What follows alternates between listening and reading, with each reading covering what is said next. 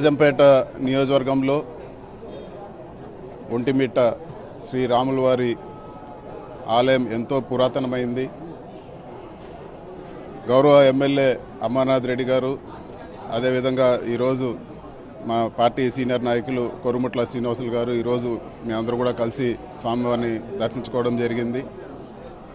రాష్ట్రంలోనే రాములవారి గుడి అంటే ఒంటిమిట్ట రామాలయం అని చెప్పి ప్రజలందరూ కూడా విశ్వసిస్తారు.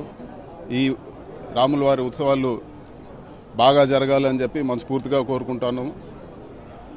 ఎమ్మెల్యే గారు కానీ, మేము కానీ, అదేవిధంగా మా శ్రీనివాసులు గారు కానీ రాజకీయాలకు అతీతంగా దైవ సన్నిధిలో ప్రజలందరూ కూడా సంతోషంగా దర్శనం చేసుకొని అన్ని సౌకర్యాలు బాగుండాలని చెప్పి కూడా మనస్ఫూర్తిగా కోరుకుంటున్నాం.